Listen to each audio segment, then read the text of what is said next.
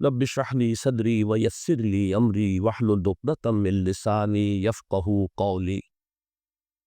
اللهم ربنا الهمنا رشدنا واعذنا من شرور انفسنا. اللهم ارحمنا بالقرآن العظيم. اللهم اجعله لنا اماما ونورا وهدى ورحمة.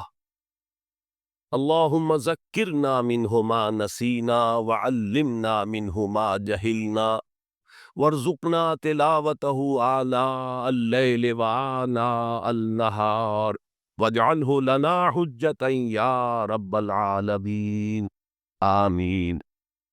اصل معجزہ کسے کہتے ہیں؟ جسے کوئی نبی چیلنج کے ساتھ پیش کرتا کہ یہ ہے میری رسالت کا ثبوت، آؤ مقابلہ کر کر۔ حضرت موسیٰ علیہ السلام کے جو اصل معجزے تھے وہ دو تھے۔ ایک عصا، جس کا کہ مقابلہ کیا آپ کو معلوم ہے کہ فرعون نے تمام جو جادوگر سے پوری مملکت کے انہیں جمع کیا اور مقابلہ۔ تو جس چیز کو کہ پیش کیا جائے چیلنج کے ساتھ کہ آؤ تو مقابلہ کر لو، وہ اصل معجزہ ہوتا ہے اس نبیوں کا۔ تو حضور صلی اللہ علیہ وسلم کا اصل معجزہ، یعنی معجزات، آپ یہ موالتے میں مبتلا نہ ہو، میں بقیہ معجزات کی نفی نہیں کر رہا، یہ واقعات اپنی جگہ حق ہے کہ حضور کو پتھر سلام کرتے تھے۔ حضور صلی اللہ علیہ وسلم جس کھجور کے تنے کے ساتھ ٹیک لگا کر خطبہ دیا کرتے تھے، جبکہ ابھی مسجد نبی میں ممبر نہیں بنا تھا، جب تعداد زیادہ ہو گئی مسلمانوں کی اور ضرورت محسوس ہوئی کہ ذرا بلند مقام پر کھڑے ہو کر آپ خطبہ ارشاد فرمائیں، تو پھر وہ ممبر بنا کر رکھا گیا۔ پہلے مرتبہ جب آپ ممبر پر چڑھ رہے تھے خطبہ دینے کے لیے، تو اس کھجور کے سوکھے تنے میں سے ایسی آواز آئی جیسے کوئی بچہ پلک پلک کر رو رہا ہو کہ وہ سعادت جو مجھے حاصل نہیں تھی آج تک میں محروم ہوں۔ یہ انبیاء کا مقام ہے۔ مولانا روم نے اسی لیے کہا ہے کہ فلسفی کو منکر حنانہ اس، از حواس انبیاء بیگانہ اس۔ فلسفی اور عقلیت پرست انسان وہ تو حنانہ کا انکار کر دے گا، کیسے ممکن ہے سوکھا تنا اور اس کے اندر سے بچے کی طرح بلکنے کی آواز آئے، لیکن یہ اس لیے کہ وہ انبیاء کے خصوصی احوال جو ہے ان کو جانتا نہیں۔ اس قسم کے خرق عادت واقعات حضور کی زندگی میں بھی بے شمار، لیکن حضور کا وہ معجزہ جس میں تحدی کے ساتھ چیلنج کے انداز میں کہا گیا کہ آؤ مقابلہ کر، وہ صرف اور صرف قرآن۔ چنانچہ آپ سورہ بنی اسرائیل میں دیکھیں گے، قُلْ لَئِنِ اجْتَمَعَتِ الْإِنسُ وَالْجِنُّ عَلَىٰ أَن يَأْتُوا بِمِثْلِ هَٰذَا الْقُرْآنِ لَا يَأْتُونَ بِمِثْلِهِ وَلَوْ كَانَ بَعْضُهُمْ لِبَعْضٍ ظَهِيرًا۔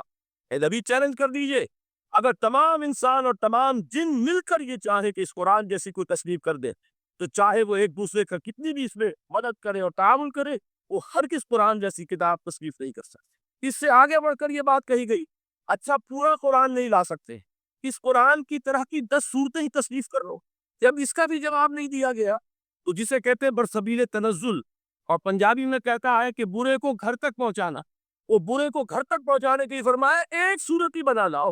یہ سورہ ہود میں اور سورہ یونس میں یہ مضمون آیا، اور پھر سورہ بقرہ میں ہجرت کے بعد جو پہلی صورت نازل ہوئی اس میں پھر اس کو دوہرا دیا گیا، وَإِن كُنتُمْ فِي رَيْبٍ مِّمَّا نَزَّلْنَا عَلَىٰ عَبْدِنَا فَأْتُوا بِسُورَةٍ مِّن مِّثْلِهِ وَادْعُوا شُهَدَاءَكُم مِّن دُونِ اللَّهِ إِن كُنتُمْ صَادِقِينَ۔ کہ اگر تمہیں کوئی شک ہے اس کتاب کے بارے میں جو ہم نے نازل فرمائی، شک کیا ہوگا؟ شک اسی بات میں ہوگا کہ شاید یہ محمد کا اپنا کلام ہے صلی اللہ علیہ وسلم، یا کوئی اور انسان ہے جو انہیں سکھا پڑھا رہا ہے۔ اگر تمہیں اس نوعیت کا کوئی شک ہے تو اس جیسی ایک صورت بنا لاؤ، فاتو بسورۃ من مثلی، اور نوٹ کیجئے گا سورۃ العصر بھی صورت ہے، سورۃ الکوثر بھی صورت ہے، 3 آیات بھی اگر ایسی تم تصنیف کر کے لے آؤ تب تو تمہیں کچھ شک کرنے کا حق حاصل ہوگا، اور اگر نہیں کر سکتے تو جان لو فَإِن لَمْ تَفْعَلُوا وَلَن تَفْعَلُوا، پھر اگر تم ایسا نہ کر سکو اور ہرگز نہیں کر سکو، چیلنج کا انداز کہ ہرگز نہیں کر سکو، فَاتَّقُوا النَّارَ الَّتِي وَقُودُهَا النَّاسُ وَالْحِجَارَةُ، ڈرو اس آگ سے جس کا ایندھن بنیں گے انسان اور پتھر۔ اب اس بات کو سمجھیے کہ تاریخی حقیقت ہے جس کا کوئی کافر انکار نہیں کر سکتا تھا، کہ وہ کوئی شخص اس چیلنج کو قبول کرنے کی ضرورت نہیں کر سکتا۔ اگر جھوٹ کو بھی کوئی کھڑا ہو جاتا تھا اور کہتا کہ ٹھیک ہے میں نے یہ ایک صورت بنائی ہے اور میرا دعویٰ یہ ہے کہ یہ قرآن جیسی، تو ایک کنٹروورسی تو پیدا ہو جاتی۔ کچھ لوگ چاہے کہتے کہ نہیں یہ قرآن کے سطح کی نہیں ہے، لیکن یہ کہ اس کا دعویٰ تو ہو جاتا۔ لیکن تاریخ یہ بتا رہی ہے کہ سرے سے کسی شخص نے اس کی ضرورت نہیں، اس درجے وہ قرآن سے مرعوب ہوئے۔ تو حضور کا سب سے بڑا معجزہ جو آج تک زندہ ہے، اس کو ذہن میں رکھیے، میں نے جو حضرت موسیٰ حضرت عیسیٰ کے معجزات گنوائے ہیں وہ در حقیقت ان کی اپنی ذات کے ساتھ تھے۔ ید بیضا موسیٰ کے ساتھ تھا، عصا معجزہ اس وقت تھا جب موسیٰ کے ہاتھ میں تھا، اس کے بعد 2300 برس تک وہ صندوق سکینہ جو ہے، تابوت سکینہ، اس میں وہ عصا رکھا رہا، لیکن اب وہ معجزہ نہیں تھا، وہ سوکھی لکڑی تھی اس کے سوا۔ تو تمام انبیاء و رسول کے معجزے ختم ہو گئے، وہ ان کی ذات کے ساتھ تھے۔ محمد الرسول اللہ کی رسالت دائمی ہے تا قیام قیامت، لہذا معجزہ بھی آپ کا دائمی ہے، وہ معجزہ آج بھی موجود۔ البتہ میں ادھر ضرور توجہ دلاؤں گا کہ قرآن مجید کے اعجاز کے 3 پہلو ہیں۔ پہلا پہلو، اور زیادہ تر اسی کی طرف توجہ زیادہ ہوئی ہے، وہ ہے قرآن کی فصاحت، بلاغت، ادبیت، اس کی چاشنی۔ ظاہر بات ہے کہ اس کا شعور اور ادراک صرف عربوں کو ہو سکتا، بلکہ میرے خیال میں ناراض نہ ہو اہل عرب، تو آج کے عربوں کو بھی نہیں ہو سکتا۔ یہ اسی دور کے عرب، ان کی اپنی جو اس وقت کی زبان تھی، اس زبان میں فصحاء، بلغاء، شعراء، خطباء، ان کو اتنا ذوق تھا کہ وہ باقی پوری دنیا کو کہتے تھے یہ گونگے ہیں، بولنا ہمیں آتا، خطیب ہم ہیں، شاعر ہم ہیں، خطبہ ہم دے سکتے ہیں، شعر ہم کہہ سکتے ہیں، باقی سب تو عجمی ہے، گونگے ہیں، ان کے اندر نہ فصاحت ہے، نہ بلاغت ہے، نہ ان کے کلام میں چاشنی ہے، نہ اس کے اندر کوئی شکوہ۔ یہ دعویٰ جنہیں تھا، جب ان کے منہ بند ہو گئے قرآن کو سننے کے بعد کہ اس کلام کا کوئی مقابلہ ممکن نہیں، جو ان کے سبع معلقہ کے شعراء میں سے آخری شاعر وہ ایمان لے آئے، اس کے بعد جب ان سے کہا گیا کہ اب آپ شعر نہیں کہتے، حضرت عمر نے ایک مرتبہ اس سے سوال کیا کیا بات ہے، اب آپ نے شعر کہنے چھوڑ دیے؟ تو ان کا جواب یہ تھا، اب بعد القرآن، کیا آپ قرآن کے بعد بھی اس کا امکان ہے کہ کوئی شخص اپنی فصاحت اور بلاغت تک کی ذات رکھنا چاہتا؟ یہ تو فصاحت اور بلاغت کی ایک معراج ہے کہ جس تک کہ اب کسی انسان کے رسائی ممکن نہیں۔ تو فصاحت اور بلاغت جو ہے قرآن کی اور اس کی ادبیت، در حقیقت اس کا ادراک تو ہو سکتا ہے صرف اہل زبان۔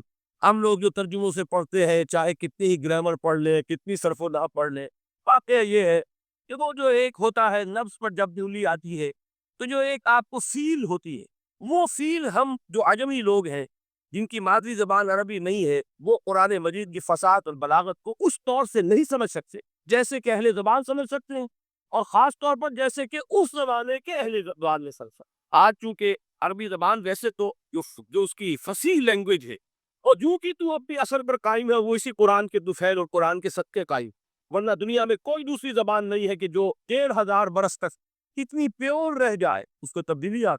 خود اردو جو ہے 300 برس کی اردو، دکن کی اردو، ذرا اس کو کبھی پڑھیے تو آپ حیران ہوگے کہ یہ اردو زبان اور آج کی اردو کوئی اور ہے۔ یہ صرف 200-250 برس کے اندر یہ انقلاب اردو میں ہو چکا ہے۔ عربی زبان 1500 برس سے وہ قائم ہے اپنی اسی جگہ پر، اور وہ صرف قرآن کا اعجاز اور قرآن کا صدقہ ہے، لیکن باقی جو اصل میں بولی جانے والی زبانیں ہیں وہ بہت بدل چکی ہیں۔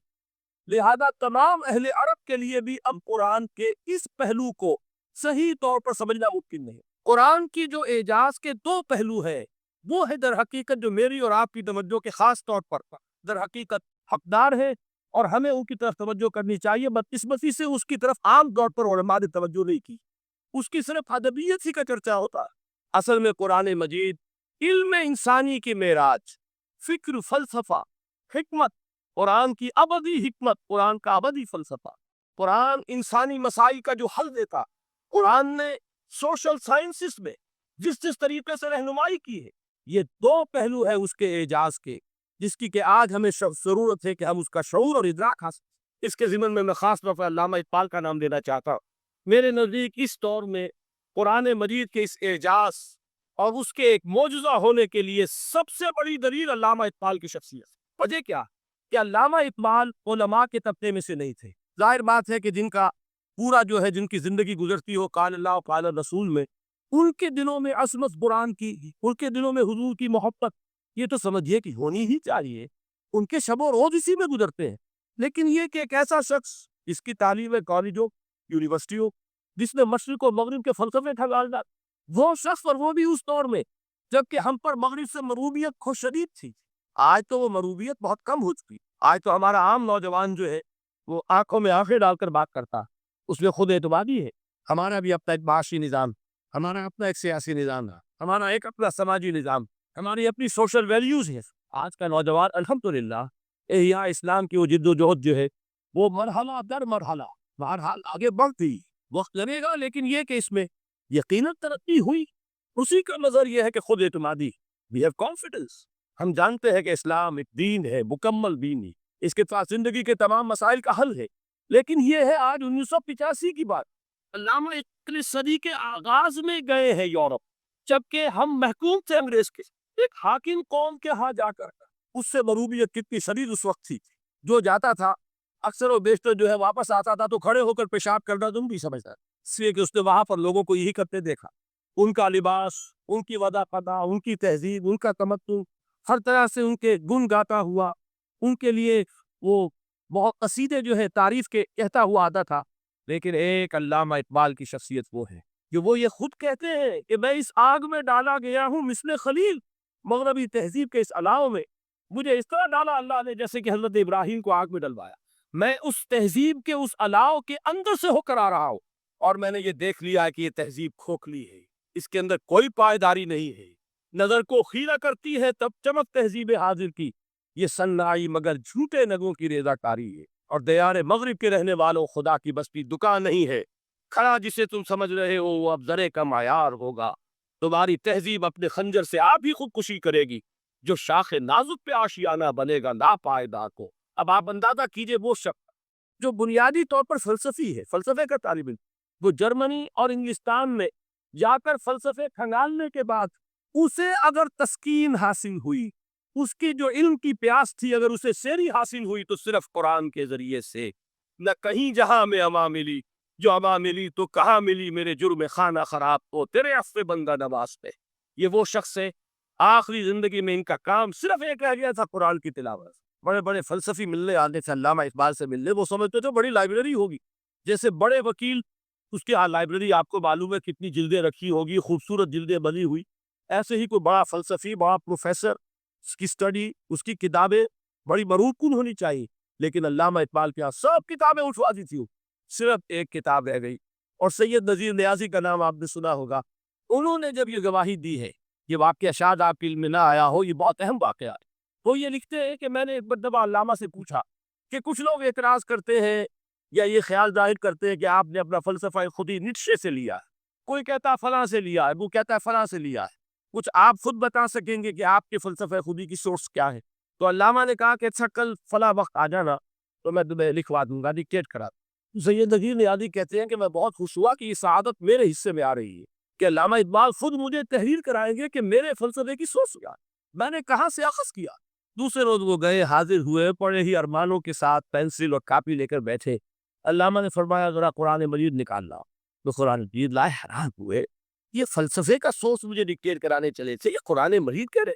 کہا کہ ذرا سورۃ الحشر اس کا آخری رکوع، وَلَا تَكُونُوا كَالَّذِينَ نَسُوا اللَّهَ فَأَنسَاهُمْ أَنفُسَهُمْ أُولَٰئِكَ هُمُ الْفَاسِقُونَ. اے لوگوں، ان لوگوں کے مانند نہ ہو جانا جنہوں نے اللہ کو بھلا دیا، تو اللہ نے انہیں اپنی خودی سے غافل کر دیا، اپنے آپ سے بیگانہ بنا دیا. یہی ہے لوگ جو فاسق تھے. علامہ نے کہا میرے فلسفے کی سورس یہ میں آپ کو بتانا چاہتا ہوں. اس معنی میں کہتا ہوں کہ اس دور میں علامہ اقبال کی شخصیت کو میں اعجاز قرآن کا سب سے بڑا مظہر سمجھتا ہوں. ایک شخص 20ویں صدی عیسوی کی شخصیت ہے، اور پھر یہ کہ وہ کہیں مسجد اور کسی مدرسے کے ماحول میں پلا بڑھا نہیں ہے، بلکہ اسکولوں اور کالجوں میں اور یونیورسٹیوں میں، اور صرف ہندوستان میں نہیں، انگلستان اور جرمنی کی یونیورسٹیوں میں رہا، جس نے اپنا لوہا منوایا ہے.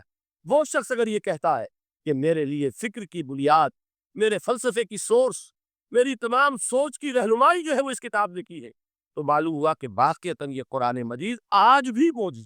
یہ بات تو ہوئی فلسفے اور فکر کے اعتبار سے. دوسرا پہلو جو اپلائیڈ پہلو ہے اس دور کے اعتبار سے وہ اہم تر ہو گیا. انسان کے لیے جو پیچیدہ تمدنی مسائل، سیاسی مسائل کو کیسے حل کیا جائے، معاشی مسائل کا حل کیسے، سماج میں توازن کیسے، مرد اور عورت کے درمیان توازن کیسے ہوتا، کیا ہے یا عورت بھیڑ بکری کی طرح کی ملکیت بن جاتی ہے. ہمارے ہاں اردو میں جو اس کا محاورہ ہے کہ جوتی کی لوک، یہ اس کی حیثیت ہو جائے گی. یا دوسری طرف عورت کلوپیٹرا بن کر قوموں کی قسمتوں سے کھیلے. دنیا میں یہ دو انتہائیں ہوئی. کہاں نقطۂ عدل کہاں ہے؟ کیسے بیلنس جو ہے اسٹرائک کیا جائے، مردوں کے حقوق اور فرائض اور خواتین کے حقوق اور فرائض، اس میں صحیح ترین ایکویشن ہے کیا؟ اسی طریقے سے فرد اور اجتماع، فرد اور ریاست، یا تو یہ کہ انسان کی انفرادی آزادی اتنی جا رہی ہے، مادر پدر آزاد، جس کا مظہر یہ ہے کہ آج انگلستان میں دو مرد بھی میاں اور بیوی کی حیثیت سے رہ سکتے ہیں. قانون تسلیم کرے گا ہسبینڈ اینڈ وائف، ان کو وہی حقوق حاصل ہو. یہ ہے وہ آزاد.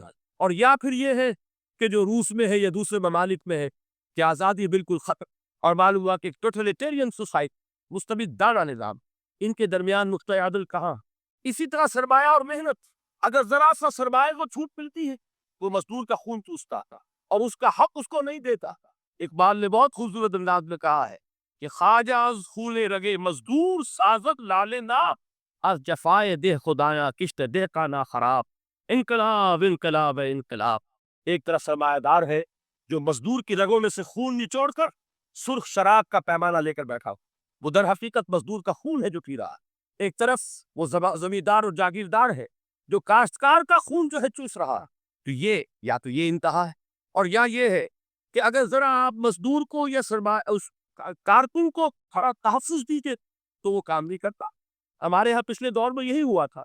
میں یہ بربلا کہتا ہوں، آج بھی آپ کے ساتھ سے کہہ رہا ہوں کہ بھٹو نے واقعہ یہ بہت بڑا کارنامہ سر انجام دیا تھا۔ اس نے مزدور کو ایک سیلف رسپیکٹ دی تھی، کاشتکار کو اپنی عزت کا احساس دیا تھا کہ میں بھی انسان، میرے بھی حقوق تھے، لیکن نتیجہ اس کا نیگیٹو نکلا۔ مزدور نے کام کرنا چھوڑ دیا، معیشت کی گاڑی ختم ہو گئی۔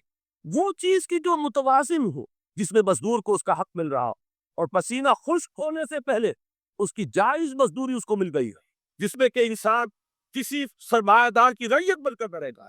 دوسری طرف یہ کہ سرمایہ کے لیے بھی جو اس کا صحیح ہے کہ اس کو انسینٹیو ملے، وہ میدان میں آئے، اس کے اندر رسک لینے کے جو ہے وہ صلاحیت پیدا ہو۔ ان دونوں چیزوں کو کیسے استعمال؟ واقعہ یہ ہے کہ یہ ہے وہ پیچیدہ مسائل جن کا حل قرآن میں ہے۔ ہماری بدقسمتی کا کہ ہم نے خود ان چیزوں کے لیے دوسروں کے سامنے جھولی پساری، ہم دوسروں سے بھیک مانگ رہے۔ ہمارا حال کیا ہوا تھا اس صدی کے شروع میں؟ مصطفیٰ کمال پاشا نے جب ترکی میں اسلام کے آئلی قوانین بھی منسوخ کیے، نوٹ کیجیے، یہ اسی صدی کے وہ صدمے ہیں جو ہم نے اٹھائے ہوئے، اور گاہے گاہے باز خواہی قصہ پاری درا تازہ خواہی داشتن کر داغ ہائے سیدرا۔ اس صدی میں کیا نہیں ہوا؟ عربوں کی ریوولٹ ترکوں کے خلاف، ان کے پیٹھ میں جو خنجر دھوبا، اور ایک انگریز، ایک کرنل لارنس کی وہ ساری شرارت، اس کے نتیجے میں ایک عظیم مملکت عثمانیہ، سلطنت عثمانیہ، دی گریٹ عثمان امپائر، اس کے چیچڑے ہوئے، اور اس کے بعد وعدے کیے تھے عربوں سے کہ ہم تمہیں حکومت دیں گے۔ ہوا کیا کہ ان کے چھوٹے چھوٹے ٹکڑے کی اور تقسیم کر لیا، مغربی سامراج کا دور شروع ہو۔ اس کا ایک رد عمل مصطفیٰ کمال پر اس درجے شدید ہوا، اس نے ہر چیز جس کا تعلق عربوں سے تھا اس کو ختم کر دیا۔ ملک پر عربی میں اذان نہیں ہوگی، عربی میں نماز نہیں پڑھی جائے گی، اور اسی کے ضمن میں یہاں تک گیا کہ فیملی لاز بھی رومن لاز جو ہے وہ نافذ کی۔ تو یورپ کے اخبارات نے اس وقت یہ طنز کیا تھا مسلمانوں پر، یہ مسلمان عجیب قوم ہے، کہتے یہ ہے کہ ہمارے پاس دنیا کا بہترین ضابطہ ہے، بہترین قانون، ہمارے قانون سے بہتر کسی کا قانون نہیں، اور حال یہ ہے کہ فیملی لاز کے لیے بھی یہ ہم سے بھیک مانگ رہے ہیں، ہم سے وہ قوانین لے کر اپنے یہاں نافذ کرتا۔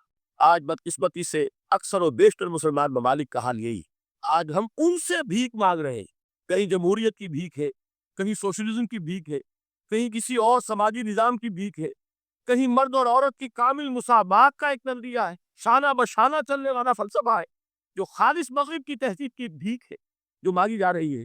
کاش کہ آج قرآن کے اس اصل اعجاز کی طرف، جو اس کا اصل معجزہ اس دور کے لیے، میں نے عرض کیا کہ اعجاز قرآنی کا وہ معجزہ کہ وہ فصاحت اور بلاغت کی معراج، وہ یا تو اپریشیٹ کر سکتے ہیں اہل عرب، اور اہل عرب میں سے بھی حقیقت میں وہ جو قدیم جاہلی شاعری کے جاننے والے ہیں جو بہت کم رہ گئے ہیں، وہ جان سکتے ہیں کہ جب قرآن نازل ہوا تو کیوں زبانیں گنگ ہو گئی تھی، کیوں کوئی ایک شخص جھوٹ موٹ کو بھی متعبت کر نہیں آ سکا کہ یہ میں نے قرآن کی جیسی ایک کتاب یا قرآن جیسی ایک صورت یا قرآن کی طرح کے چند جملے میں نے موضوع کر دیے۔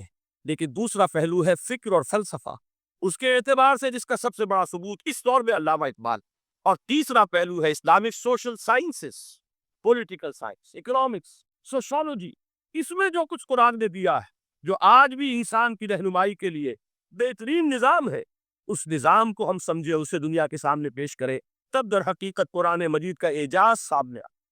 یہ دو پہلو تو میں نے عرض کیے کہ جو کسی غیر مسلم کو بھی نظر آئے، قرآن کا پریزروڈ ہونا، اس کی انٹیگریٹی، اوتھینٹسٹی، یہ چیزیں وہ ہے کہ جو سب نے مانا۔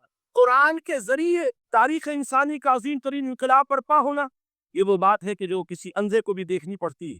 اس حقیقت کا اعتراف دشمن کو بھی کرنا پڑتا۔ میں یاد دلا دوں آپ کو، ایچ جی ویلز، آپ نے نام سنا ہوگا، سائنٹیفک فکشن میں اس کا بڑا اونچا مقام، لیکن اس نے تاریخ نسل انسانی پر بھی دو کتابیں لکھی، a short history of the world اور a concise history of the world. Concise history of the world میں وہ شخص حضور کے ذکر پر جب آتا ہے تو میں صرف ذکر کر رہا ہوں، نقل کفر نہ باشد، اس نے حضور کی شخصیت پر بڑے رقیق حملے کیے ہیں, بڑے گھٹیا حملے کیے. حضور کی خاص طور پر تعدد ازدواج کا جو معاملہ ہے, یہ کڑوی گولی ان کے حلق سے اتر نہیں سکتی, اس لیے کہ ان کا آئیڈیل ہے حضرت مسیح اور حضرت یحییٰ, جان دی بیپٹسٹ اینڈ جیسس آف نازارتھ. ان دونوں نے ایک شادی بھی نہیں کی تغرد کی زندگی بسر, لہذا ایک شادی بھی ان کے نزدیک گھٹیا فعل ہے. تو حضور نے کی ہے 11 شادی, 11 نکاح کے. یہ جو کڑوی گولی ہے یہ ان کے حلق سے نیچے نہیں اترتی, اس لیے میں انہیں معذور سمجھتا ہوں. تو اس نے اس پہلو سے دو بڑے حملے کیے, لیکن خطبہ حجۃ الوداع کے وہ جملے جو ہے تاریخی پورے کے پورے اس نے کوٹ کیے. لا فصل لعربی علی عجمی ولا لعجمی علی عربی ولا لأحمر علی اسود ولا لأسود علی احمر الا بالتقوی کلکم بنو آدم وآدم من تراب. کسی عرب کو کسی عجمی پر کوئی فضیلت نہیں, کسی عجمی کو کسی عرب پر کوئی فضیلت نہیں, کسی گورے کو کسی کالے پر کوئی فضیلت نہیں, کسی کالے کو کسی گورے پر کوئی فضیلت نہیں سوائے تقوی. تم سب کے سب آدم کی اولاد ہو اور آدم مٹی سے بنائے. یہ الفاظ لکھ کر کہتا ہے کہ جہاں تک human fraternity, equality and freedom, تین الفاظ نوٹ کیجئے, انسانی حریت, انسانی مساوات, انسانی اخوت, کہتا ہے جہاں تک ان تین چیزوں کے بعض ہے, سرمنز کا تعلق ہے, وہ تو دنیا میں پہلے بھی بہت کہے گئے. عیسائی ہونے کے باوجود خاص طور پر نام لیتا ہے جیسس آف نازارتھ. سرمنز تو حضرت مسیح کے ہاں بھی بہت نہیں جائیں گے کہ تمام انسان برابر ہیں, سب کو بھائی بھائی ہونا چاہیے, سب انسان آزاد ہے, تبیز بندہ و آقا فساد آدمیت ہے. لیکن وہ کہتا ہے کہ یہ ماننا پڑتا ہے تاریخ انسانی میں پہلی مرتبہ ان اصولوں پر ایک انسانی معاشرہ قائم کیا محمد صلی اللہ علیہ وسلم. یعنی حضور کے ساتھ یہ معاملہ ایمپٹی سلوگنز کا نہیں, یہ صرف بات نہیں ہے, یہ صرف سرمنز نہیں ہے, یہ ایمپٹی سلوگنز نہیں ہے. He translated these things into actuality.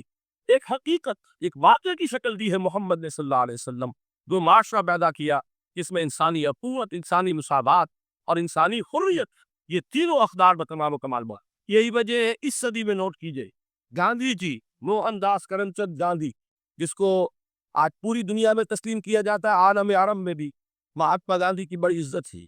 Pandit Nehru کا کسی زمانے میں استقبال ہوا تھا ریاض میں, تو ہمیں بہت غصہ آیا تھا کہ مرحبا برسول السلام, welcome to the prophet of peace. یہ الفاظ تھے کہ جن سے پنڈت نہرو کا استقبال پایا. غصہ ہمیں بہت آیا, یہ رسول کا لفظ استعمال کر دیا. بعد میں ہم نے سوچا بھائی رسول کے معنی ان کے ہاں ایلچی کے ہیں, تو انہوں نے اس کو اپنی جو بھی غلطی میں سمجھا یا صحیح سمجھا اس کو چھوڑ دیجئے, میں کوئی سیاسی گفتگو نہیں کرنا چاہتا. انہوں نے سمجھا کہ یہ شخص اس وقت امن کا پیغام بر ہے, لہذا اس کو ورد کیا. بہرحال دادی جی کا جہاں تک معاملہ ہے, آپ علم میں ہے کہ پوری دنیا میں اس شخص کی عظمت کو تسلیم کیا گیا ہے. ہمارا معاملہ ہندوستانی مسلمانوں کا معاملہ یہ دوسرا, وہ تو آپ کو معلوم ہے کہ جوتا جسے کاٹتا ہے اسے پتہ چلتا ہے کہ یہ جوتی کاٹ رہی, اور دیکھنے والے کو پتہ چلے گا بہت خوبصورت جوتا ہے, بڑا عمدہ جوتا ہے, کوئی اس میں خرابی نہیں ہے, لیکن جسے وہ پنچ کر رہی ہے اسے پتہ ہے کہ یہ ہے کیا. کس اعتبار سے ہمارا معاملہ علیحدہ ہے, لیکن دنیا کو بہت خوبصورت اور بہت ہی اعلیٰ اور بہت ہی اونچی شخصیت ایک نظر آتی. بہرحال ایک پہلو سے یقیناً ماننا پڑے گا اس کی عظمت کو, کہ ہندو قوم کے لیے اور ہندوستان کے لیے, اس کی آزادی کے لیے تو عظیم جدوجہد کی, اس میں کوئی شک ہے. میں اس وقت جو بات کرنا چاہتا ہوں کہ 1937 کا تصور, 1937 میں آپ کو معلوم ہے 1935 میں قانون بنا تھا, اور پہلی مرتبہ الیکشنز ہوئے تھے بر صغیر میں 1937, اور وہ ہوئے تھے صوبائی الیکشنز. ان کے نتیجے میں وزارتیں قائم ہوئی. مسلم لیگ نے بائیکاٹ کیا تھا الیکشن کو, لہذا پورے ہندوستان میں تمام صوبوں میں کانگریس کے وزراء کی وزارتیں بنی. ہریجن اخبار میں ایک مقالہ لکھا تھا گاندھی جی نے اس وقت, جس میں کہ ان کانگریسی وزراء کے سامنے نصیحت کے انداز میں یہ بات رکھی تھی کہ آج جب کہ آپ لوگوں کو اختیار مل رہا ہے, اور حکومت یہ پہلی انسٹالمنٹ تھی جو انگریزوں نے دی تھی ہمیں, سیلف رول یا ہوم رول کی پہلی انسٹالمنٹ تھی, تو جو بھی تمہیں اختیارات مل رہے ہیں اس میں تمہارے سامنے حضرت ابو بکر اور حضرت عمر کی مثال ڈالا. یہ ہے وہ بات کہ جادو وہ جو سر چڑھ کر بولے. عربی میں کہتے ہیں الفضل ما شہدت بہ الاعداء, اصل فضیلت وہ ہے جس کا کہ دشمن اعتراف.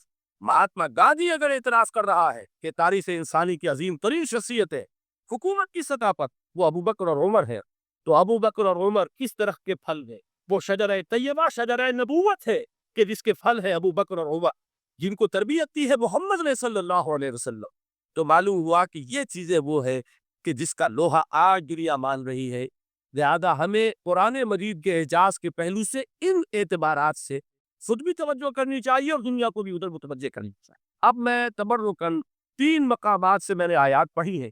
قرآن مجید کی عظمت کا وہ ادراک اور شعور جو ہمیں ہو سکتا، ہم وہ کہ جو قرآن کو مانتے ہیں اللہ کا کلام، ہم اس بنیاد پر سمجھے کہ اللہ نے اپنے کلام کی کیا مدح کی ہے۔ اور نمبر 2 یہ فارسی کا ایک مصرع ہے کہ قدر گوہر شاہ دانت یا بدانت دوہری، ہیرے جواہرات کی قدر و قیمت یا بادشاہوں کو معلوم ہوتی ہے جو ان میں کھیلتے ہیں، اور یا یہ کہ جوہری کو جو ان کا کاروبار کرتا ہے، جانتا ہے، پہچان ہے، پرکھتا ہے۔ عام آدمی کو کیا پتا اس کے ہاتھ پہ اگر کوئی آپ ہیرا رکھ دیں، وہ سمجھے شاید کو کوئی کانچ کا ٹکڑا، اسے اس کے اندر کوئی فرق محسوس نہیں ہوگا۔ قدر گوہر شاہ دانت یا بدانت دوہری کہ ہیرے جواہرات یہ ہیں، ان کی قدر و قیمت کا اندازہ یا بادشاہوں کو ہوتا ہے یا جوہری کو ہوتا ہے۔ تو قرآن مجید کی عظمت کا صحیح ادراک یا اللہ کو ہے یا محمد الرسول اللہ صلی اللہ علیہ وسلم۔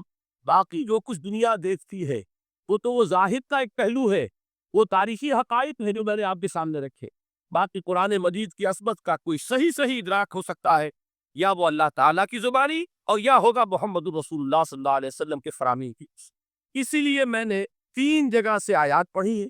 ایک مقام سے سورہ رحمان کی ابتدائی 4 آیات، سورہ یونس کی 2 آیات، سورہ حشر کی 1 آیت، اور 3 احادیث نبویہ ہے جن کا میں نے ذکر کیا ہے، اس لیے کہ تیسری جو ہے وہ بہت طویل حدیث ہے، وہ پوری میں اس وقت نہیں پڑھ سکتا تھا، اس کے صرف ابتدائی اور آخری کلمات میں نے اس وقت آپ کو سنائے۔ میں تھوڑی سی تشریح ان کی کروں گا تاکہ قرآن مجید کی عظمت کا جو نقش میرے اور آپ کے قلب پر ہونا چاہیے وہ صحیح در حقیقت ان آیات اور احادیث کی روشنی میں ہمارے دلوں پر قائم۔ دیکھیے قرآن مجید کی عظمت یہ کلام ہے، اس کی کلام کی عظمت کا پہلا پہلو ہے متکلم کی عظمت کے اعتبار سے۔ عربی میں کہا جاتا ہے کہ کلام الملوک ملوک الکلام ہے، بادشاہوں کا کلام کلاموں کا بادشاہ ہوتا۔ بادشاہ جب گفتگو کرے گا معلوم ہوگا شاہانہ انداز میں، ایک کوئی بھکاری گفتگو کرے گا یا کوئی کھجرا گفتگو کرے گا، سبزی فروش کرے گا، کوئی مچھلی فروش کرے گا، ہر ایک کا پتہ چل جائے گا کہ کون بولا ہو، جس کو کہتے ہیں کہ تانت بازی راگ پایا۔ 2 جملے کوئی شخص بولے گا پتہ چل جائے گا کتنے بانی میں ہے، اس کے علم کا، فضل کا، تہذیب کا، تمدن کا کیا معیار ہے۔ اس لیے کہ کلام جو ہے در حقیقت متکلم کی پوری شخصیت کی عکاسی، اس کا مقام کیا ہے، اس کا مرتبہ کیا ہے، اس کے ذہن کی بلندی کیا ہے، اس کے فکر کی گہرائی کیا ہے، اس کے افق ذہنی کی وسعت کیا ہے، اس سب کا اندازہ ہوگا کلام سے۔ تو اب یہ کلام ہے اللہ کا، معلوم ہوا کہ اللہ کی صفات کا ایک کامل عکس قرآن مجید میں موجود۔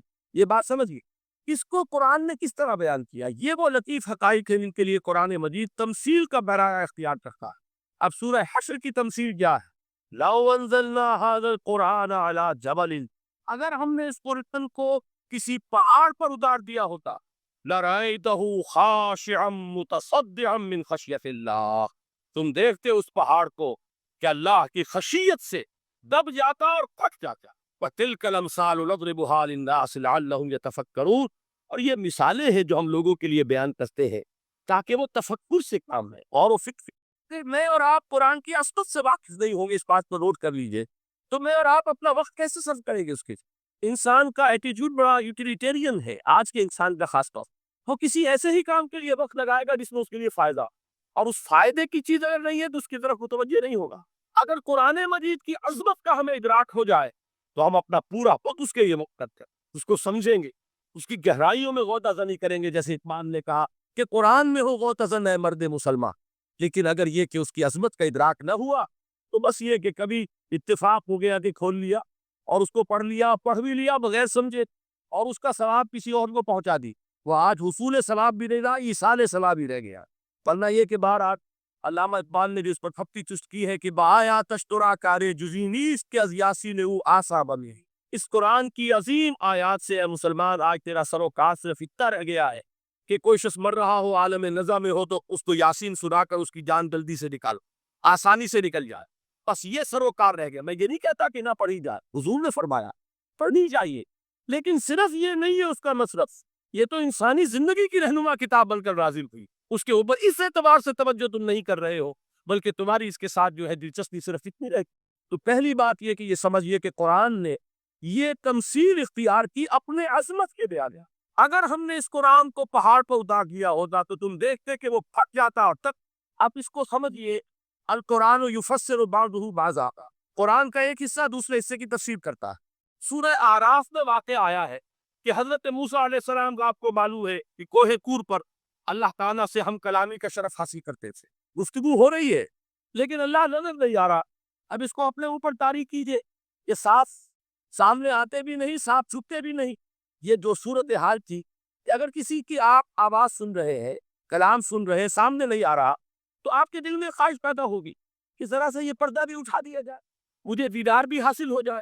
لہذا سورہ اعراف میں ہے جب کئی بار یہ شرف ہم کلامی حاصل ہوا اللہ سے، تو حضرت موسیٰ علیہ السلام نے بڑی ہمت سے کام لیا، بڑی جرت کی درخواست کر دی، رب ارنی انظر الیک، یہ جو پردہ بیچ میں حائل کیا ہوا ہے پروردگار، تو میرا شوق دیکھ، میرا اشتیاق دیکھ، تو مجھے ذرا دیدار بھی عطا ہو جائے۔ اس پر کیا بات کہی گئی؟ لن ترانی، موسیٰ تم مجھے ہرگز نہیں دیکھ سکتے، تم اس جسد ظاہری کے ساتھ، اس جسد مادی کے ساتھ، ان عنصری آنکھوں سے میرا دیدار نہیں کر سکتے، ولیکن انظر الی الجبل، دیکھو تمہیں ایک مثال دیے دیتے، ذرا اس پہاڑ کی طرف دیکھو، ہم اپنی ایک تجلی اس پر ڈالیں گے، فَإِنِ اسْتَقَرَّ مَكَانَهُ فَسَوْفَ تَرَانِي، اگر وہ پہاڑ ہماری تجلی کو جھیل جائے، تحمل کر لے، تو تم بھی سوچنا کہ شاید ہمیں دیکھ سکو۔ اس کے بعد ہوا کیا؟ فَلَمَّا تَجَلَّى رَبُّهُ لِلْجَبَلِ جَعَلَهُ دَكًّا وَخَرَّ مُوسَىٰ صَعِقًا، جب اللہ تعالیٰ نے پہاڑ پر اپنی ایک تجلی ڈالی تو وہ پہاڑ جو ہے پھٹ گیا، اور موسیٰ، اب دیکھیے براہ راست تجلی موسیٰ پر نہیں ہے، یہ انڈائریکٹ مشاہدہ ہے تجلی ربانی کا، کہ جو پہاڑ پر ہوئی ہے، اور پہاڑ کی جو کیفیت ہوئی ہے اس کے مشاہدے سے حضرت موسیٰ بے ہوش ہو کر فَصَعِقَ مُوسَىٰ خَرَّ مُوسَىٰ صَعِقًا، یہ ہے وہ مثال جو یہاں دی ہے قرآن کے۔ لَوْ أَنزَلْنَا هَٰذَا الْقُرْآنَ عَلَىٰ جَبَلٍ لَرَأَيْتَهُ خَاشِعًا مُتَصَدِّعًا مِّن خَشْيَةِ اللَّهِ۔ نتیجہ کیا نکلا؟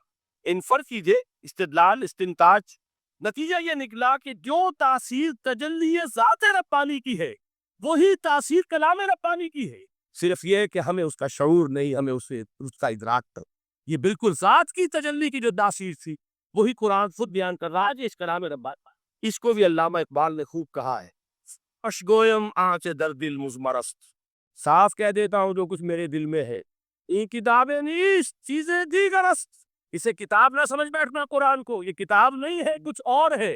کچھ اور کیا ہے؟ مثل حق پنہاں ہم پیداستو زندہ و پائندہ و گویاستو، یہ تو جیسے اللہ تعالیٰ کی ذات ہے، مثل حق، ذات حق سبحانہ و تعالیٰ کی طرح یہ زندہ ہے، پائندہ ہے، مثل حق پائندہ و گویاستو، یہ جو ہے زندہ ہے، یہ متکلم ہے، کلام نہیں ہے۔ کل صفات ربانیہ جو ہے ظاہر اور باطن، مثل حق پنہا، ظاہر و پنہا، اور حی و قیوم جیسے اللہ کی ذات ہے، وہی صفات اس کلام کی۔ اور اس کے بعد وہ شعر آیا تھا جو میں پہلے سنا چکا ہوں، چوں بجا درست جا دیگر شبر، جب یہ قرآن کسی انسان کے اندر سرایت پر جاتا ہے، اس کے دل پر نازل ہوتا ہے۔ دیکھیے یہ الفاظ آپ کو کہیں اور نہیں ملیں گے میرے نزدیک، جہاں علامہ اقبال اس دور میں قرآن کی عظمت کا سب سے بڑا ثبوت، وہاں عظمت قرآنی کے سب سے زیادہ واقف اور اس کا سب سے زیادہ شعور رکھنے والے بھی علامہ اقبال۔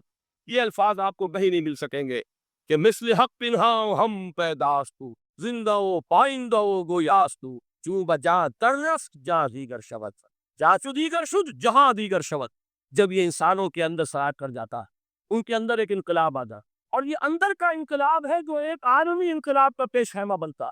آپ آرڈیننس کے ذریعے سے نمازیں پڑھوائیں گے تو پھر نماز وہی پڑھی جائے گی جو آفس ٹائم میں آئے گی، باقی اور کیوں پڑھیں گے؟ وہ تو آرڈیننس کے ذریعے سے پائی جا رہی ہے، اس کا اثر تو وہ ہوگا جو ہمارے ہاں دیکھا جا چکا ہے۔ اور اس وقت بھی اس زمانے میں نے یہ سنا ایک جگہ کہ کلاس 4 امپلائیز جو ہے وہ شروع میں جب آرڈیننس نافذ ہوا تھا ہمارے ہاں تو دفتروں میں بڑا اہتمام ہوا، آفیسرز نے خاص طور پر بڑے اہتمام سے ظہر کی نماز پڑھنی شروع کی، لیکن مجھے بتایا گیا کہ کلاس 4 امپلائیز جو ہے ہمارے، یہ ڈرائیورز ہیں، پینز ہیں، یہ کھڑے ہنستے رہتے ہیں، شریک نہیں ہوتا۔ میں نے ان سے کہا وہ اس لیے کہ انہیں معلوم ہے کہ آپ بھی تو یہی پڑھ رہے ہیں صرف نماز، باقی آپ کے ڈرائیور سے اور آپ کے خانسامہ سے یہ بات چھپی ہوئی نہیں ہے کہ اثر آپ نے بھی نہیں پڑھنی، یہ صرف سور ہے جو آپ پڑھ رہے ہیں۔ یہ اصل میں اندر کا انقلاب جب تک نہ آئے، باہر کا ٹھوسا ہوا انقلاب، وہ تو جب پریشر ہٹ جائے گا تبدیلی ختم ہو جائے، چون بجا ترست جا دیگر سمت، اندر انقلاب آئے، جب اندر تبدیلی ہو جائے گی اب انسان کا پورا وجود بدلے، پھر اس کے اندر سے تبدیلی جو ہے وہ ابھرے گی، اسے کسی خارجی تک دباؤ کی ضرورت نہیں ہوگی، جہاں شو دیگر شد جہاں دیگر شود۔ اور جب انسانی شخصیتوں کے اندر یہ انقلاب اندر سے آتا ہے تو پھر وہ عالمی انقلاب بنتا ہے، جیسے کہ محمد رسول اللہ کا انقلاب۔ واقعہ یہ ہے کہ اگر جوش کانسپیریسی، عبداللہ ابن سبا کی سازش اگر کامیاب نہ ہو گئی ہو اور مسلمانوں کے اندر آپس کا اختلاف اور سرپٹول نہ ہو جاتا، جو حضرت عثمان کی شہادت، پھر حضرت علی کی شہادت رضی اللہ تعالی عنہما، اور حضرت علی کی دوران خلافت کی آپس کے جو جنگیں ہوئی، جنگ جمل، جنگ صفین، جنگ دہروان، اگر یہ نہ ہوئی ہوتی تو جس سپیڈ کے ساتھ اور رفتار کے ساتھ انقلاب محمدی کی توسیع ہو رہی تھی علیہ صاحب الصلاۃ والسلام، کوئی طاقت دنیا میں نہیں تھی۔ اقبال نے اس کا بھی نقشہ کھینچا ہے کہ تھمتا نہ تھا کسی سے سیل رواں ہمارا، وہ سیل رواں تھا، کوئی روکنے والا نہیں۔ انٹرنل سیبوٹاج وہ ہے کہ جس نے اس انقلاب کا راستہ روکا۔ تو واقعہ یہ ہے کہ وہ اندرونی انقلاب حضور نے برپا کیا قرآن کے ذریعے، صحابہ اندر سے جو انقلاب تھا اس نے عرب میں ایک انقلاب کی شکل اختیار، اور یہ انقلاب جو ہے اتنی اپنے اندر قوت رکھتا تھا، اتنی پوٹینشیلٹی تھی اس کی کہ وہ 20 برس کے اندر اندر کہاں آکسس دریائے ہیہو، کہاں اٹلانٹک، تصور تو تاریخ میں اس سے پہلے اتنی بڑی کوئی مملکت قائم ہوئی تھی، کہاں یمن اور کہاں ایشیائی کوچر، ایشیا مائنر ٹرکی، یہاں سے وہاں، وہاں سے یہاں، اتنی عظیم مملکت حضرت عثمان رضی اللہ تعالیٰ عنہ کے خلافت میں ہو چکی تھی۔ یہ بات اگر یہ چلتا معاملہ آگے تو کوئی قوت ہم نہیں رہی تھی، سلطنت کسریٰ ختم ہو، تختے اڑ گئے، اسی طاقت رہ رہی تھی جو سیلاب کا راستہ روک۔ یہ وہ یہودی سازش ہے جس نے اندر سے سبوتاج کا، یہ ہے انقلاب محمدی کا طریقہ، اندر سے تبدیلی۔ اسی کو علامہ اقبال نے کہا ہے، تیرے ضمیر پہ جب تک نہ ہو نزول کتاب، گرہ کشا ہے لرازی نہ صاحب کشاف۔ یہ قرآن اب بھی تم ایسے محسوس کرو کہ جیسے تمہارے دل پر نازل ہو رہا۔ اور مجھے یاد آیا امام ابن قیم رحمۃ اللہ علیہ، ان کا ایک بڑا پیارا جملہ تھا، وہ کہتے ہیں قرآن کے بعض پڑھنے والے ایسے ہیں کہ جب وہ قرآن کو پڑھتے ہیں تو یوں محسوس کرتے ہیں کہ قرآن مصحف میں لکھا ہوا نہیں ہے، ان کے اپنے دل کے اوپر کندہ ہے، دل کے اوپر سے پڑھ رہے ہیں، یعنی اتنی کامل مطابقت وہ محسوس کرتے ہیں اپنی فطرت، ہیومن نیچر اور قرآن کے اندر اتنی مطابقت ہے، اس طرح وہ ٹیلی کرتے ہیں دوسرے کے ساتھ کہ محسوس ہوتا ہے کہ وہ کتاب ان صفحات میں لکھی ہوئی نہیں ہے بلکہ لوح قلب پر لکھی ہوئی ہے کہ جہاں سے وہ انسان اسے پڑھا۔ تو پہلی بات تو قرآن مجید کی آیت کے حوالے سے اس پہلو سے ہمارے سامنے آئی کہ جو تاثیر ہے ذات ربانی کی تجلی کی، وہی تاثیر ہے اس قرآن مجید کی، بشرطے کہ ہمارے دل جو ہے وہ کچھ اپنے اندر اس استعداد اور صلاحیت کو پیدا کرتا۔ دوسرا مقام ہے سورہ یونس کا۔ اب کسی کلام کی عظمت کا دوسرا پہلو ہو سکتا ہے اس کی افادیت کے اعتبار سے، اس سے فائدہ کیا ہوگا نوع انسانی کے لیے۔ ایک یہ دو آیات، یہ عظیم خزانے ہیں عظمت قرآن کے، سورہ یونس میں، یا ایھا الناس، اے لوگو، قد جاءتکم موعظۃ من ربکم وشفاء لما فی الصدور وہدی ورحمۃ للمؤمنین۔ 4 الفاظ نوٹ کر لیا۔ اے لوگو، آ گئی ہے تمہارے پاس وہ چیز تمہارے رب کی طرف سے جو موعظہ، موعظہ کسے کہتے ہیں؟ نصیحت۔ اس بات کو ذرا سمجھ لیجیے ترتیب کیا ہے۔ نصیحت اسے کہتے ہیں، جی رہا نہیں جا رہا، میں نے اس کی ترتیب بدلی ہوئی ہے۔ مجھے یاد دلایا ایک صاحب نے، تو سورہ رحمان کی ابتدائی آیات کا بیان تو رہ گیا، وہ رہا نہیں، میں نے پڑھا کسی اور ترتیب سے تھا، بیان کسی اور ترتیب سے کر رہا ہوں، کرنے میں 4، 2 اور 1، اور اب جو میں بیان کر رہا ہوں پہلے ایک آیت سورہ حشر کی جو بیان کی، اب 2 آیات ہیں سورہ یونس۔ لوگوں، تمہارے پاس آ گئی ہے تمہارے رب کی طرف سے موعظت، اور تمہارے سینوں کے اندر جو روگ ہیں ان کے لیے علاج۔ توجہ کیجیے گا، ہم نے قرآن کو کیا سمجھا ہے؟ صرف ایک مقدس کتاب، ایک وصول ثواب یا ایصال ثواب کا آلہ۔ قرآن ہے کیا؟ نمبر 1 موعظہ۔ موعظہ کسے کہتے ہیں؟ واعظ اسے کہتے ہیں وہ بات جس سے دل نرم ہو جائے، دل کے اندر گداز پیدا کرنے والی شے۔ وجہ کیا ہے؟ اعلیٰ سے اعلیٰ حکیمانہ بات کسی سے کہی جائے، دل سخت ہے، اثر نہیں ہو، ایک کرست آ جاتا ہے انسان کے دل کے اوپر، جیسے کہ یہود کے علماء کے بارے میں فرمایا گیا، ثم قست قلوبکم فہی کالحجارۃ او اشد قسوۃ وان من الحجارۃ لما يتفجر منه الانہار وان منها لما يهبط من خشیۃ اللہ وان منها لما يشقق فيخرج منه الماء۔ اے لوگوں، پھر تمہارے دل سخت ہوتے چلے گئے، پھر وہ پتھروں کے مانند سخت ہو گئے، بلکہ ان سے بھی زیادہ سخت، اس لیے کہ پتھروں میں تو وہ بھی ہوتے ہیں کہ جو اللہ کے خوف سے گر جاتے ہیں، پتھروں میں وہ بھی ہوتے ہیں کہ جو اللہ کی خشیت سے پھٹ جاتے ہیں، ان میں سے پانی بہ نکلتا ہے۔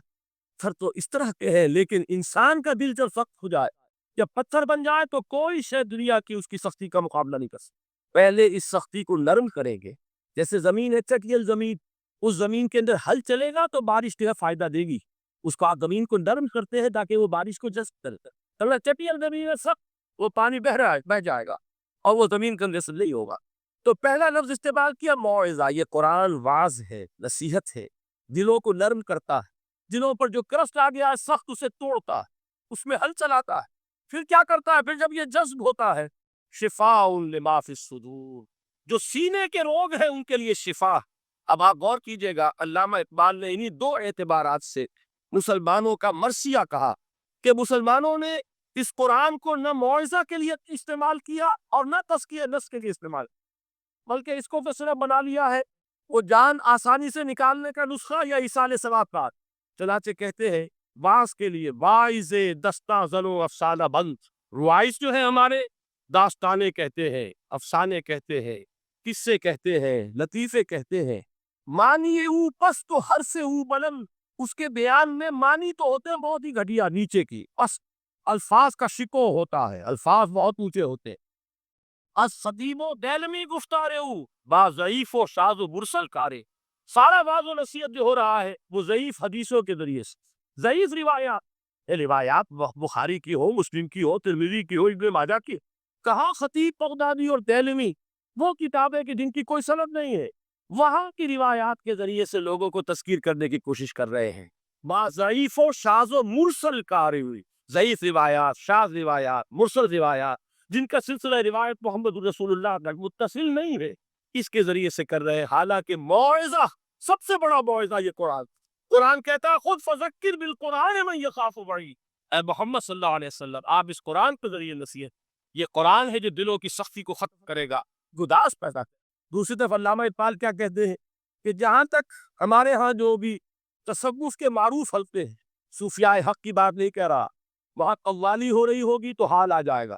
صوفی پشمینہ پوشے حال مست، از شراب نغمہ قوال مست، قوال سے جو کچھ مل رہا ہے حال آ رہا ہے، مستی آ رہی ہے، کیف اور سرور حاصل ہو گیا ہے۔ صوفی پشمینہ پوشے حال مست، از شراب نغمہ قوال مست، لیکن یہ کہ اس کی محفل میں دردمی سعادت بقرآن محفلش، اس کی محفل میں قرآن کا کہیں گزر نہیں۔ جبکہ محمد رسول اللہ صلی اللہ علیہ وسلم کی بھی ایک محفل ہوتی تھی، محفل سما۔ وہ محفل سما کیا تھی؟ حضور صحابہ سے فرمائش کر کر کے قرآن سن۔ حضرت عبداللہ ابن مسعود رضی اللہ تعالیٰ عنہ کی روایت موجود کہ مجھے ایک مرتبہ حکم دیا حضور نے کہ قرآن سناؤ۔ میں نے عرض کیا حضور آپ کو سناؤں؟ آپ پر تو نازل ہوا ہے۔ حضور نے فرمایا نہیں، مجھے کسی اور سے سن کر کچھ اور لطف حاصل ہوتا ہے۔ اب امتثال امر میں حضرت عبداللہ ابن مسعود رضی اللہ تعالیٰ عنہ نے سورہ نساء پڑھنی شروع کی۔ 41ویں آیت پر پہنچے، چشم تصور سے دیکھیے کہ حضور بھی تشریف فرما ہے، صحابہ کرام کی محفل ہے، اور صحابہ کیسے بیٹھا کرتے تھے ادب کے ساتھ۔ ایک روایت میں الفاظ آئے ایسے بیٹھتے تھے ساکت و صامت ہو کر، بالکل خاموش، سکون، ساکن اور ساکت و صامت، کہ جیسے ان کے سروں پر پرندے بیٹھے ہیں کہ ذرا جو مش کریں گے تو پرندہ اڑ جائے گا، اس ادب کے ساتھ۔ تو وہ محفل جو ہے حضور صلی اللہ علیہ وسلم کی، اور ایک صحابی حضرت عبداللہ ابن مسعود گردن نیچی کیے ہوئے ہیں اور قرآن پڑھتے چلے۔ جب اس آیت پر پہنچے فَكَيْفَ إِذَا جِئْنَا مِن كُلِّ أُمَّةٍ بِشَهِيدٍ وَجِئْنَا بِكَ عَلَىٰ هَٰؤُلَاءِ شَهِيدًا، کیا ہوگا اس دن جس دن کہ ہم ہر امت پر ایک گواہ کھڑا کریں گے، اور اے نبی آپ کو گواہ بنا کر لائیں گے ان کے خلاف۔ آپ کو یہ ٹیسٹیفائی کرنا ہوگا کہ اللہ آخرہ جو کلام میرے پاس آیا تھا میں نے پہنچا دیا تھا، اب ان کی ذمہ داری آ رہی، they are accountable, they are responsible. اس پر حضور نے فوراً فرمایا حسبک حسب، بس کرو بس کرو۔ اور حضرت عبداللہ ابن مسعود فرماتے ہیں کہ میں نے جب نگاہ اٹھا کر دیکھا حضور کے آنکھوں سے آنسو روا تھے۔ یہ ہے سما، یہ محفل سما ہے، کاش کہ اللہ تعالی ہمیں اس کی توفیق عطا فرمائے۔ یہ ہے مسنون محفل سما، اس قرآن کے اندر وہ گداز آیا کہ نہیں، اس ہاتھ میں بارے کی بالکل آغاز میں وَإِذَا سَمِعُوا مَا أُنزِلَ إِلَى الرَّسُولِ تَرَىٰ أَعْيُنَهُمْ تَفِيضُ مِنَ الدَّمْعِ مِمَّا عَرَفُوا مِنَ الْحَقِّ يَقُولُونَ رَبَّنَا آمَنَّا فَاكْتُبْنَا مَعَ الشَّاهِدِينَ۔ تو یہ ہے دوسری چیز کہ در حقیقت تزکیہ نفس کا ذریعہ یہ قرآن، سینوں میں جو روگ ہے، حب دنیا، حب مال، حب شہرت، حب اقتدار، جس کو کہ ایڈلر کہتا ہے the urge to dominate، میرا غلبہ ہو، میرا تسلط ہو، میں نمایاں ہو جاؤں، میری حکومت بن جائے، اختیار میرے ہاتھ میں آ جائے، the urge to dominate، یہ ساری ارجز ہے ہماری در حقیقت جس سے فساد نما ہے۔ یہ حب مال ہے جس کی وجہ سے ہمارے اندر تنافس ہے، الہاکم التکاثر حتی زرتم المقابر، یہ کثرت اور بہتات کی طلب تمہیں غافل کیے رکھتی ہے یہاں تک کہ قبروں تک جا پہنچتے، آنکھ ایک سال کی کھل نہیں پاتا۔ جس کے پاس 10 نسلوں کے لیے کھانے کو موجود ہے، اس کی بھی حرص جو ہے اور مزید کا لالچ جو ہے وہ، یہ چیزیں ہے اصل وہ ان دلوں کے روگوں کا اور سینوں کے اندر کے امراض کا علاج قرآن. یا ایھا الناس قد جاءتکم موعظۃ من ربکم وشفاء لما فی الصدور.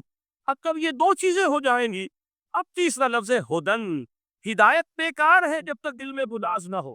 ہدایت بیکار ہے جب تک کہ نیت درست نہ ہو. کوئی شخص بڑا عالم ہے لیکن اپنے علم کو اس نے ذریعہ بنایا ہے دنیا کمانے کا، تو در حقیقت یہ قرآن اس کے حق میں ہدایت نہیں ہے، اس کے حق میں عذاب خدا بندی کا ذریعہ بن رہا. حضور نے خود فرمایا القرآن حجت لک او علیک. یہ قرآن یا تمہارے حق میں حجت ہے یا تمہارے خلاف حجت بنے گا قرآن کو قیامت کے دن. اس لیے کہ ایک شخص اس کو دنیا کمانے کا ذریعہ بنا رہا، ایک شخص اس کو شہرت کے حصول کا ذریعہ بنا رہا، ایک شخص علم کو ذریعہ بنا رہا ہے دنیا میں نمایاں ہونے کا، اپنی تعریف کا. حضور نے فرمایا کہ قیامت کے دن سب سے پہلے 3 افراد کا معاملہ پیش ہوگا علانت خدا بندی. ایک وہ جو بڑا عالم سمجھا جاتا تھا، اس سے بڑا علم پھیلا. دوسرا وہ جو بہت صاحب ثروت تھا، اس نے بہت خیرات کے کاموں میں پیسہ لگایا. تیسرا وہ جو دنیا میں شہید سمجھا جاتا تھا کہ اللہ کی راہ میں جنگ کرتے ہوئے جان دیا. اللہ ان تینوں سے جو اس کو نعمتیں دی تھی ان کا ذکر کر کے پوچھے گا کہ میں نے تمہیں یہ دیا، تمہیں یہ دیا، تمہیں یہ دیا، تم کیا کر کے لا؟ وہ شہید کہے گا کہ اللہ میں نے تیری راہ میں جنگ کی اور اپنی جان لا تاکہ تو راضی ہو جائے.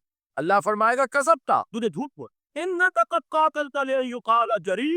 تو نے تو یہ جنگ اس لیے کی کہ کہا جائے کہ بڑا چری ہے، بہادر ہے. یہ لوگوں سے بہادری کے تمغے لینا تمہارا مقصود تھا. وقد قیل، وہ کہا جا چکا ہے، اب یہاں تمہارے لیے کچھ نہیں.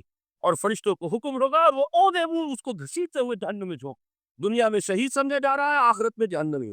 یہی حال اس عالم کا ہوگا، یہی حال اس دولت مند کا ہوگا. تم نے یہ علم پھیلایا تھا کہ تمہارے علم کا چرچا ہوتا، تمہاری شہرت ہوتا، لوگ تمہاری دست پوسی کرنے لگے، لوگ تم سے جھک کر ملے. اور دنیا میں ہو گیا، تمہارا مطلوب مل چکا، تمہارا مقصود حاصل ہو چکا. تو جان لیجئے کہ جب تک دلوں کے روگ درست نہ ہو، علم بیکار ہے، ہدایت قطعاً غیر مفید ہے. پہلے دلوں کا کرس کچرے، اس کی سختی دور ہو، یہ ہے موعظہ. دلوں کے اندر سے حب جاہ، حب دنیا، حب مال نکلے، یہ ہے تزکیہ. شفاء لما فی الصدور، اب ہدایت خدا بندی. اب راستہ آپ دیکھیں گے اور اس راستے پر چلیں گے. یہ ہدایت جو ہے دنیا میں، یہی آخرت میں رحمت کی شکل میں ظاہر ہے. جنہوں نے اس قرآن کی ہدایت سے فائدہ اس دنیا میں اٹھایا، آخرت میں رحمت خدا بندی کی بدلیاں ان پر سائے. ایک حدیث میں تو باقاعدہ الفاظ آئے ہیں کہ سورہ بقرہ اور سورہ آل عمران یہ تو بدلیوں کی صورت میں ظاہر ہوں گی میدان حشر میں، اور ان لوگوں پر سایہ کریں گی کہ جن کو ان سے بڑی محبت. یہ 4 الفاظ نوٹ کر لیجئے اسی ترتیب کے ساتھ. یا ایھا الناس قد جاءتکم موعظۃ من ربکم وشفاء لما فی الصدور وہدی ورحمۃ للمؤمنین. قل بفضل اللہ وبرحمتہ، اے نبی کہہ دیجئے یہ اللہ کا بڑا فضل ہے، لوگوں سمجھو. اس کی بڑی رحمت کا ظہور ہوا ہے اس قرآن کی شکل میں. اس کی رحمت کا مظہر عدم قرآن ہے، اس کے فضل کا سب سے بڑا ثبوت قرآن. فبذالک فلیفرحوا، اس پر انہیں خوشیاں منانی چاہیے. اترانا ہے تو اس پر اترائیں کہ اتنی بڑی دولت ہمارے پاس، اتنا بڑا احسان ہے جو اللہ نے ہم پر کیا ہے. فبذالک فلیفرحوا هو خیر مما یجمعون. جو چیزیں یہ جمع کرنے کی فکر کر رہے ہیں ان سے کہیں زیادہ قیمتی